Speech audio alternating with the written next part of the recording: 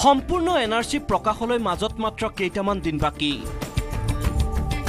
প্ৰকাশৰ পথত বহু প্ৰত্যাশিত এনআৰচিৰ খচৰা দিন চমুচাপি অহাৰ লগে লগে বৃদ্ধি পাইছে উৎকণ্ঠা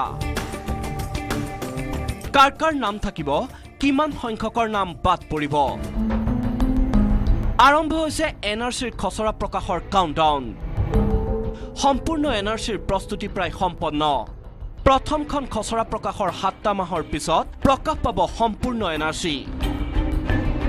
30 জুলাই দিনৰ ভাগত প্ৰকাশ পাব এনআৰচিৰ সম্পূৰ্ণ তালিকা এনআৰচিৰ ৰাজ্যিক সমন্বয়কৰ কাৰ্যালয়ত প্ৰকাশ হ'ব জাতি ৰক্ষাৰ দলিল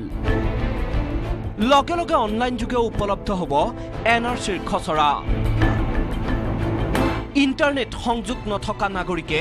মোবাইল ফোন যোগেও পাব এনআৰচিৰ তথ্য যিসকলৰ ইন্টাৰনেট মোবাইল ফোন নাই সেইসকল নাগৰিকে নিজ অঞ্চলত থকা এনআৰচিৰ সেৱা কেন্দ্ৰত পাব এনআৰচিৰ তথ্য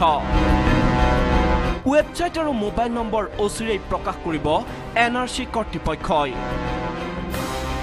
কাগজৰ যেটো প্ৰিন্ট আউট থাকিব এবাৰ এনএসকে পৰত পাব আৰু ইয়াৰ উপৰি অনলাইনত পাব আৰু এসএমএছৰ জৰিয়তে আমি নতুনকৈ কি নম্বৰ ইউজ কৰা যাব তাৰ কাৰণে বেলেগ এটা প্ৰচাৰ অভিযান আমি কিছুদিনৰ ভিতৰতে আৰম্ভ কৰিম অৱশ্যে এইবাৰ সম্পূৰ্ণ এনআৰচিত সংযোজিত হ'ব আপোনাৰ নাম জন্মৰ তাৰিখ অভিভাৱকৰ নামৰ লগতে ফটো এটা ডিফাৰেন্স হ'ব যে এইবাৰ এনএসকে গলে তাত ফটোবোৰ থাকিব যেটো যোৱাবাৰ নাছিল আমি যি সময়ত প্ৰকাশ কৰিম সেই সময়ত লগে লগে এনএসকে পৰতো আৰম্ভ হৈ যাব লগে লগে অনলাইনো আৰম্ভ হৈ যাব যেনেকৈ আমি যোৱাবাৰ কৰিছিলো